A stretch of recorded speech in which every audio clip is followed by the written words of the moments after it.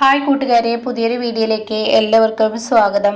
അങ്ങനെ അരവിന്ദൻ ആകാശിനെ വിളിച്ചു നോക്കുകയാണ് കേട്ടോ. ഒത്തിരി തവണ വിളിച്ചു നോക്കുകയാണ്. അപ്പോൾ ആകാശ് ഫോൺ എടുക്കുകയാണ് കേട്ടോ. ആദ്യം തൻ്റെ അച്ഛനെ വിളിച്ചു നോക്കും. അപ്പോൾ ചാരുവാണ് ഇതിന് പിറകിൽ കളിച്ചതെന്ന് അരവിന്ദന് തോന്നലു കേട്ടോ.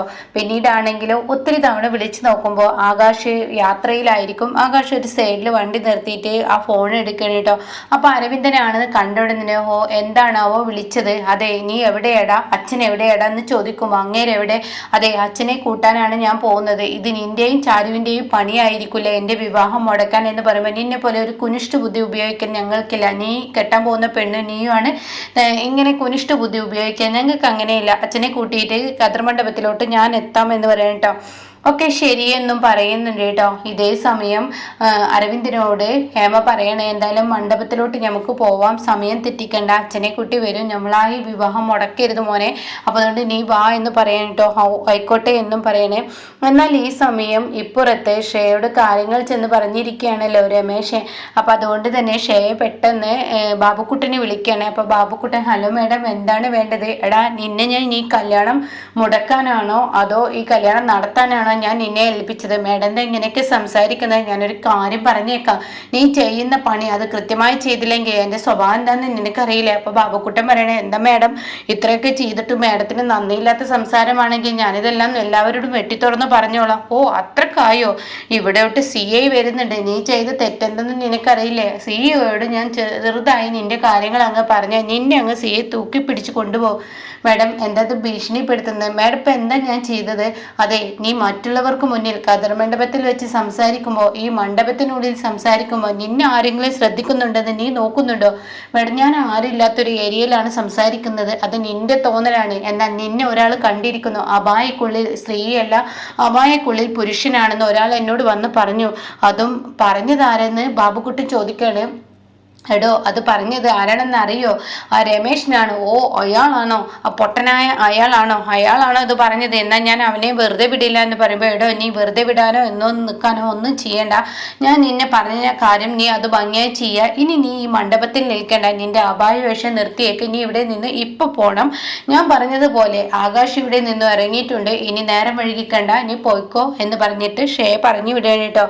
ഇതേ സമയം ഇപ്പുറത്ത് ചാരുവിനാണെങ്കിലും യാതൊരുവിധ സമാധാനവുമില്ല. അപ്പോഴാണ് ഗോവിന്ദമാമ കയറി വരുന്നത്. ഗോവിന്ദമാമ പറയണേ, മോളെ എന്തായി, ബാലൻ വന്നു എന്നൊക്കെ ചോദിക്കുമ്പോൾ ബാലമാമക്ക് വിളിച്ചിട്ട് കിട്ടുന്നില്ല.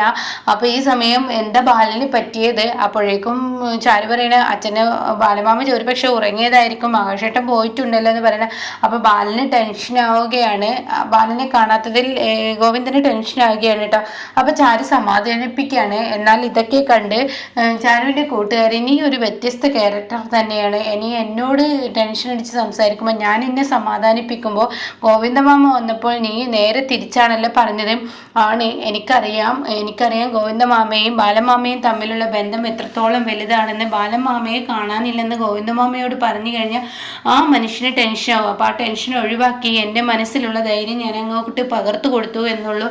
എന്നാൽ എൻ്റെ ചാരു, നിന്റെ കാര്യങ്ങൾ ആലോചിക്കുമ്പോൾ വല്ലാത്ത അത്ഭുതം തന്നെ എന്ന് പറയുന്നുണ്ട് കേട്ടോ. ഇതേ സമയം ഇപ്പുറത്താണെങ്കിലോ തൻ്റെ അമ്മ, അതായത് ഹേമയുടെ അമ്മ ഓടിക്കൊണ്ട് വരികയാണ്. ഹേമയുടെ അമ്മ ഓടിയിട്ട് വന്നിട്ട് പറയാണ്, മോളെ ആകെ കൈവിട്ടു പോലോ. എന്താ അമ്മേ? അതെ, ആ ബാലനുണ്ടല്ലോ, ആ മാഷ്, ആ ആദ്യര്, അയാൾ ഇവിടെ ഇല്ല. ആ ചാരു അയാളെ ഇവിടെ നിന്ന് പറഞ്ഞയച്ചിരിക്കുന്നു. തീർച്ചയായും കല്യാണം മുടങ്ങും എന്ന കാര്യത്തിൽ ഉറപ്പായി മോളെ. ഇനി എന്താ ചെയ്യുക? എന്തൊക്കെ പറഞ്ഞിട്ട് വളരെ ടെൻഷനോട് കൂടി ഇങ്ങനെ സംസാരിക്കുകയാണ് കേട്ടോ ഷേയുടെ അമ്മ. അപ്പോൾ ഈ സമയം അമ്മ ഇങ്ങനെ ടെൻഷൻ ആവാതെ പിന്നെ ഞാൻ എന്താ വേണ്ടത്? ടെൻഷനുള്ള കാര്യങ്ങൾ കേട്ടാൽ ടെൻഷൻ ആവാതിരിക്കോ? ആരും ടെൻഷൻ അടിക്കുന്നത് തന്നെയാണ് എൻ്റെ ഉള്ളിലും ഉണ്ടായിരിക്കുന്നത്. അപ്പം അത് കേട്ട ഉടൻ തന്നെ ഞാനൊരു കാര്യം പറയാം, മമ്മി ടെൻഷൻ ആവൊന്നും വേണ്ട. മമ്മി അവിടെയുള്ള പൂജാരിയെ അങ്ങ് വിളിച്ചു കൊണ്ടുവന്നേ. അതെന്തിനാ? അതൊക്കെ ഞാൻ പറയാം, മമ്മി കൊണ്ടുപോവാ എന്ന് പറയാം കേട്ടോ. അങ്ങനെ ഷേയുടെ അമ്മ പൂജാരിയെ വിളിക്കാൻ വേണ്ടി അപ്പുറത്തോട്ട് പോവുകയാണ്. അങ്ങനെ ആ പൂജാരി അങ്ങോട്ടേക്ക് വരികയാണ് കേട്ടോ. അപ്പോൾ പൂജാരിയെ ചോദിക്കുക, എന്താ മേഡം എന്നെ വിളിച്ചത്? അതെ, ഇവിടെ പല പ്രശ്നങ്ങളും ഉണ്ടായേക്കാം. ഖദർ മണ്ഡപത്തിൽ മുഹൂർത്തത്തിന് മുന്നേ യാതൊരു വിഹിതത്തിലും ആരെന്ത് പറഞ്ഞാലും വിവാഹം നിർത്താനോ മിസ്സിംഗ് കേസ് കാണുകയോ എന്തെങ്കിലും പ്രശ്നങ്ങൾ പറയുകയോ ഒക്കെ ചെയ്താൽ വിവാഹം നിർത്താൻ പാടില്ലെന്ന് പറഞ്ഞ് ചടങ്ങുകൾ അതുപോലെ നടന്നിരിക്കണം, അതാണ് നീ ചെയ്യേണ്ടത് എന്നിങ്ങനെ പറഞ്ഞിട്ട് പൂജാരിയെ പറഞ്ഞു വിടുമ്പോൾ ഷേയോട് ചോദിക്കാണ് മമ്മി, അതായത് ഷേയുടെ മമ്മി ചോദിക്കുക, എന്താടി സത്യത്തിൽ നീ എന്താ അതൊക്കെ ഉണ്ട് മമ്മി, മമ്മി ആവശ്യമില്ലാത്ത ടെൻഷൻ അടിക്കണം, മമ്മി എൻ്റെ വിവാഹത്തിൻ്റെ ആ സന്തോഷം അത് മമ്മിയുടെ മുഖത്തുണ്ടായിക്കോട്ടെ എന്നും പറഞ്ഞു വിടണം കേട്ടോ. ഇതേ സമയം രമേശനാണെങ്കിലോ ആ കറുത്ത ഡ്രസ്സ് ഇട്ടവരോട് ചെന്ന് നീ ആ ബാഗുള്ളിൽ ഒരു പുരുഷനാണെന്നുള്ള സത്യം അവരോട് ചെന്ന് പറഞ്ഞേക്കെന്ന് പറയാൻ പറഞ്ഞിട്ടുണ്ടല്ലോ. രമേശൻ അവരുടെ അടുത്തോട്ട് ഓടിച്ചെല്ലാണ് കേട്ടോ. അപ്പോൾ അവരാണെങ്കിലോ അതെ മേഡം എന്തെങ്കിലും നിങ്ങളോട് പറഞ്ഞോ? ഓ ഞങ്ങളോട് മേഡം പറഞ്ഞു, എല്ലാം പറഞ്ഞോ? ആ എല്ലാം പറഞ്ഞു മേഡം, ഞങ്ങളോട് എല്ലാം പറഞ്ഞിട്ടുണ്ട്, അതുകൊണ്ട് വേണ്ട വിധത്തിൽ നിങ്ങളെ സഹായിക്കാനും മേഡം ആവശ്യപ്പെട്ടിട്ടുണ്ട്. അപ്പം രമേശൻ പറയണേ അത് നന്നായി എന്ന് പറയണേ, എന്തായാലും നിനക്ക് ഞാൻ ചാൻസ് തരാം, നീ മാഡത്തിൻ്റെ ആളാണല്ലേ എന്നും പറഞ്ഞിട്ട് രമേശിനെ തലങ്ങും വിലങ്ങും ആ ഗുണ്ടകളിട്ട് അടിക്കുമ്പോൾ സത്യത്തിൽ നിങ്ങൾ എന്താ പറയുന്നത്, എന്തിനാണ് നിങ്ങൾ എന്നെ അടിക്കുന്നത്, ഞാനൊരു സത്യം എല്ലാവർക്കും മുന്നിൽ വെളിപ്പെടുത്തിയതിനാണോ നിങ്ങൾ എന്നെ അടിക്കുന്നത് എന്ന് പറയുന്നുണ്ട് കേട്ടോ. ഇതേ സമയം ഉടൻ തന്നെ പറയാണ്, ഞാനൊരു കാര്യം പറയട്ടെ, അത് നീ ഒരു കാര്യവും പറയണേ, ഇനി നിന്റെ വാ തുറന്നാൽ പിന്നെ നിനക്ക് കിട്ടാൻ പോകുന്ന ഇതായിരിക്കില്ല, കല്യാണത്തിന് വന്നെങ്കിൽ നീ കല്യാണത്തിന് കൂടാ, ഇവിടെ കാണുന്നതും കണ്ടതും മറ്റുള്ളവരോട് വിളിച്ച് പറയരുത് എന്ന് പറഞ്ഞ് രമേശിനെ ഭീഷണിപ്പെടുത്തുകയാണ്. എന്നാൽ ഈ സമയം ചാരു ആണെങ്കിലോ ആകാശിനെ വിളിച്ച് നോക്കാണ്. അപ്പോൾ ആകാശിനെ വിളിച്ച് നോക്കുമ്പോൾ ആകാശ് ഫോൺ എടുക്കുകയാണ് കേട്ടോ. അത് ഫോൺ എടുക്കുന്നതിന് മുന്നേ ആകാശിനെ കാണിക്കുന്നുണ്ട്. ആകാശ് തൻ്റെ വീട്ടിലോട്ട് എത്താണ്, തൻ്റെ അച്ഛനെ വിളിക്കാനുള്ള അത്രയും സന്തോഷത്തോടു കൂടി ആകാശ് വീട്ടിലെത്തുമ്പോൾ ആ സത്യം മനസ്സിലാക്കുകയാണ് കേട്ടോ.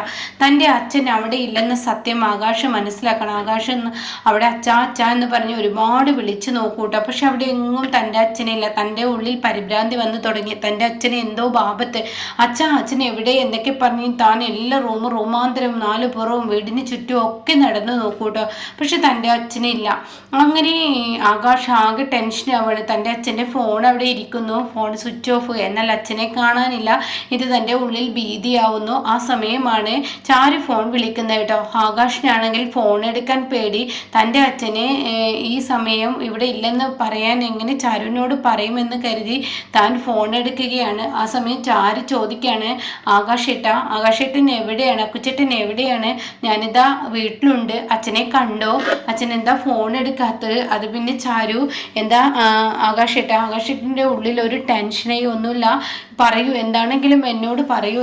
ഒന്നുമില്ല, അതെ ബാലമാമയുടെ കയ്യിൽ ഫോൺ കൊടുത്തേന്ന് പറയുമ്പോൾ ബാലമാമയുടെ ഫോൺ ഇപ്പോഴും സ്വിച്ച് ഓഫ് ആണല്ലോ, കിട്ടുന്നില്ലല്ലോ എന്ന് പറയുമ്പോൾ ചാരു ഒരു പ്രശ്നമുണ്ട് പക്കൊത്തി, ഞാൻ പറയുമ്പോൾ നീ ടെൻഷനാവൊന്നും ചെയ്യരുത്, എന്താന്ന് ചോദിക്കുകയാണ്. അത് നമ്മുടെ അച്ഛൻ ഇവിടെ ഇല്ല എന്ന് പറയുന്നത്. എന്താ ആകാശേട്ടാ ഈ പറയുന്നത്? അത് അച്ഛനെ ഇവിടെ കാണാനില്ല, ബാലമാമ പിന്നെ ഇങ്ങോട്ടേക്ക് പോയി, അതൊന്നും അറിയില്ല, ഫോൺ ഇവിടെ ഇരിപ്പുണ്ട്, ബാലമാമ ഇവിടെ കാണാനില്ല എന്ന് പറയട്ടോ. ഇത് കേൾക്കുന്ന ചാരുവിൻ്റെ കയ്യിൽ നിന്ന് ഫോൺ വഴിയാണ്. പിന്നീട് തൻ്റെ ഉള്ളിൽ വന്ന ആ ഒരു ടെൻഷൻ താനക്ക് ഇങ്ങനെ ആലോചിച്ച് നിൽക്കുകയാണ്. എന്നാൽ ഇപ്പുറത്താണെങ്കിലോ ബാലമാമയെ സ്റ്റേജിൽ ഇങ്ങനെ കാണിക്കുന്നുണ്ട്. ഇതേ സമയം തൻ്റെ കൂട്ടുകാരി തൻ്റെ അടുത്തോട്ട് ഓടി വരികയാണ്. അപ്പോൾ ചാരു നീ എന്താ മിണ്ടാത്തത്? അപ്പോഴേക്കും അനു ഓടി വരികയാണ്. എന്തായി, ആകാശേട്ടന് വിളിച്ചോ, ആകാശേട്ടൻ എന്ത് പറഞ്ഞു എന്നൊക്കെ ചോദിക്കുകയാണ്. ആ സമയം പറയാണ്, എനിക്ക് എൻ്റെ കൈകാലുകൾ വിറക്കുന്ന, എന്താ പ്രശ്നം എന്ന് ചോദിക്കുമ്പോൾ അതെ ബാലമാമ അവിടെ ഇല്ല, ബാലമാമ മിസ്സിങ്ങിലാണ് എന്ന് പറയണ്ടോ. അപ്പോൾ ഇത് കേൾക്കുന്നതിനോടുകൂടി ഇവരെല്ലാവരും ടെൻഷനാവാണ്. ഇതേ സമയം ഹേമ കാണാം തൻ്റെ മകനെയും കൊണ്ട് കതിർമണ്ഡപത്തിലോട്ട് വരുന്ന ആ ഒരു സീൻ കേട്ടോ. പക്ഷെ ആ കതിർമണ്ഡപത്തിൽ ബാലൻ ഇരിപ്പുണ്ടെന്ന് അവർക്കറിയില്ല. അപ്പോൾ ഇനി എന്തായാലും സത്യങ്ങൾ ഇനിയിപ്പോൾ വെളിയിൽ വരാൻ പോവുകയാണ്. വിവാഹം വിചാരിച്ചതുപോലെ തന്നെ നടക്കും. വിവാഹം നടന്നെങ്കിലാണ് ഹേമക്കും മകനും ഒന്നൊന്നര പണി കിട്ടാനിരിക്കത്തുള്ളൂ കേട്ടോ. അപ്പോഴാണ് ഇവരുടെ തകർച്ച തുടങ്ങുന്നത്.